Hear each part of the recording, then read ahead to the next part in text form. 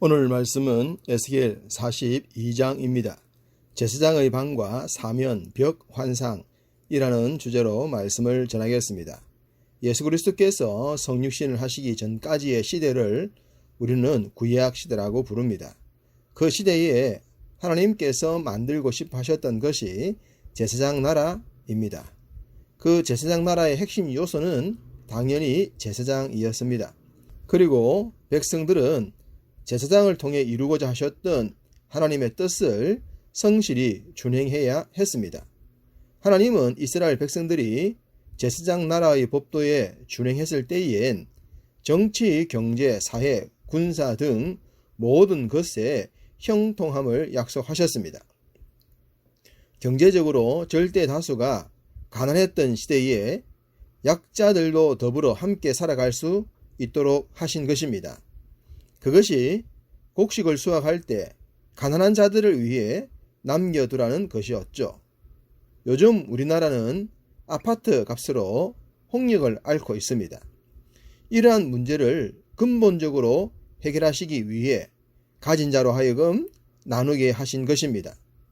군사적으로도 절기를 통해 억제력이 발휘되었습니다. 전쟁에 나갈 수 있는 장정들의 수도 방위 능력도를 1년에 3차례씩 모임으로 보여줬던 것입니다. 이렇듯 정말 놀라운 비밀들이 들어있는 것이 제사장 나라였습니다. 하나님은 제사장 나라의 법을 수행하는 제사장이 물질에 욕심을 내지 않고 이 일에 성실하게 준행할 수 있도록 이들을 위한 특별한 제도를 만드셨습니다. 그런데 이들이 흐르는 세월과 함께 세상의 흐름에 붙잡히고 맙니다. 그래서 제국주의가 팽배했던 시대엔 정치가들의 욕심을 따라 행했고, 초림의 메시아가 오실 때에는 정치 집단과 야합하여 순수한 신앙의 정체성을 망각하고 말았던 것입니다. 지금 에스겔은 바벨론의 포로로 잡혀간 백성들에게 회복의 희망을 전하고 있습니다. 그러면서 누구보다 더 온전해야 했던 제사장과 관련된 말씀을 전하면서 회복될 성전에서 회복될 제사장과 그와 관련된 장소들에 대해서 전하고 있습니다. 앞서 40장 44절부터 47절에서 제사장들을 위한 2개의 방을 말씀드렸습니다. 그런데 오늘 본문에도 제사장의 방이 나옵니다. 그렇다면 40장의 방과 42장의 방은 동일한 방일까요? 다른 방일까요?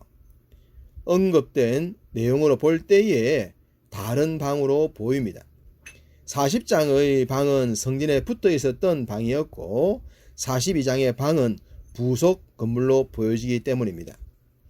1절에 북편 뜰에 있는 2개의 방과 함께 10절에는 남쪽 뜰에 또 2개의 방이 있었다고 합니다.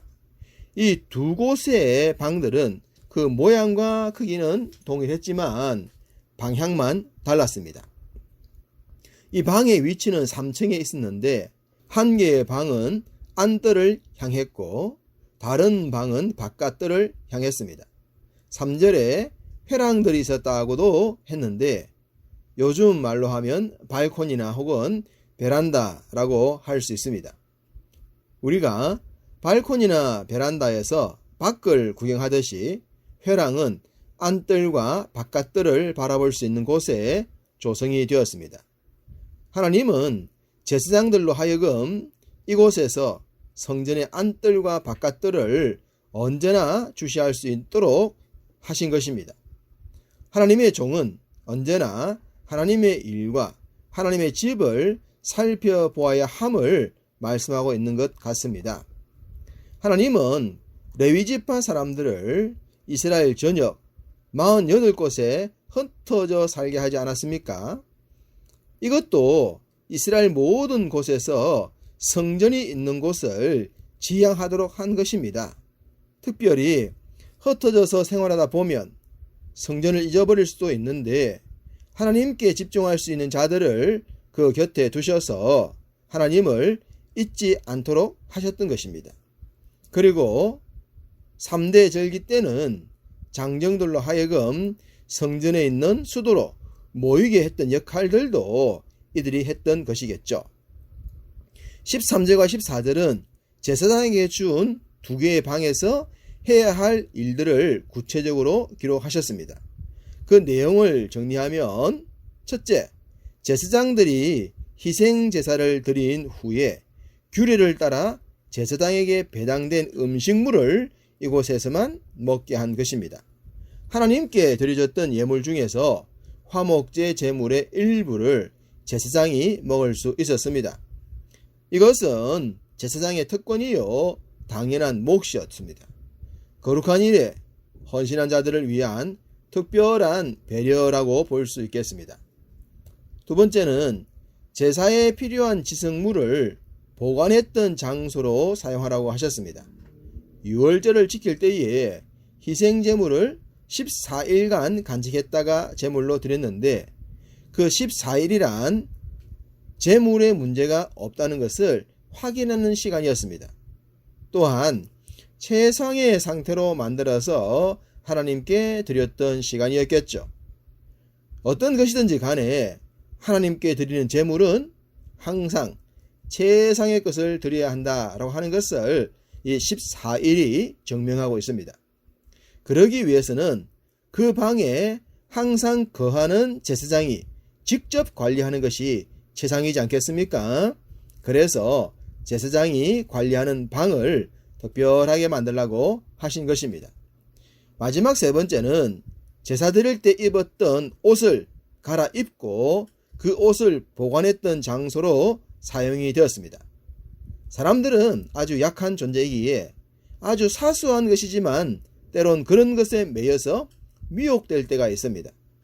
백성들의 죄를 사하기 위해서 하나님 앞에 나아갈 때 제사장들이 입었던 옷은 때로 거룩한 성물로 착각될 수가 있었던 것입니다. 천주교 교황의 옷은 세상의 그 어떤 옷보다 화려합니다. 그리고 그 옷은 아주 신령한 것으로 우상화되기도 합니다. 마치 모세의 노뱀을 섬겼던 것처럼 말입니다. 히스기야가 이것을 부수어 느후스단, 곧 노조각이죠 라고 했던 것도 신성시할 물건은 없다는 것을 보여준 것입니다. 엘리 제사장 때에 백성들이 언약궤를 전쟁에 가져간 것도 동일한 맥락이었습니다. 그렇기 때문에 제사장의 옷으로 말미암아 행여라도 백성들이 미혹에 빠지지 않도록 원천적으로 보이지 않게 관리했던 장소, 그것이 제사장의 방이었습니다. 하나님은 제사에 사용되었던 옷을 따로 보관하여 제사에만 온전히 집중할 수 있도록 한 것입니다. 마지막 15절부터 20절은 성전 사면의 외벽에 대한 말씀입니다. 그 외벽을 측량하니 사면이 각각 500척이었다고 합니다. 약 275m의 정방형의 구조였는데, 성전에 대해 이렇게 구체적으로 말씀하시는 것을 보면 요한계시록의 말씀이 생각납니다. 요한계시록 21장 16절, 그 성은 네모가 반듯하여 길이와 너비가 같은지라. 그 갈대자로 그 성을 측량하니 12,000 스타디온이요 길이와 너비와 높이가 같더라. 장차 우리가 들어갈 새 하늘과 새 땅도 정방형의 구조로 된 성전이라고 하셨는데, 성전은 놀랍게도 많은 정방형의 구조로 되어 있다는 것을 알 수가 있습니다. 뜰도 100척의 길이로 된 정방체였고 지성소도 20척으로 된 정방체였습니다. 성전의 사면도 동일하게 정방체였습니다. 정방체는 구조물들 가운데 가장 완전한 구조물이라고 합니다. 이것을 통해서 하나님의 나라의 완전성을 말씀하신 것입니다. 이미 이루어진 나라, 그러나 아직 재림이 남아있는 나라도 완전한 나라입니다. 이 완전한 나라에 우리를 불러주신 것입니다. 그러니 우리가 얼마나 복된 자들입니까? 구약시대 제사장 나라 백성이나 제사장으로 불린 것이 그 시대로서는 얼마나 큰 영광이었겠습니까? 그런데 우리는 하나님 나라 백성으로 불림을 받았습니다. 비교할 일이 아니지만 비교하여 특별하다고 하고 싶습니다. 우리는 비록 불완전하지만 완전한 하나님의 나라를 위해 불림을 받았으니 이것을 기억하며 살아가야 할 것입니다. 오늘도 바로 그 하나님 나라를 위해 살게 되었다는 특별한 마음으로 특별한 하루를 다 살아가시기를 주님의 이름으로 축복합니다.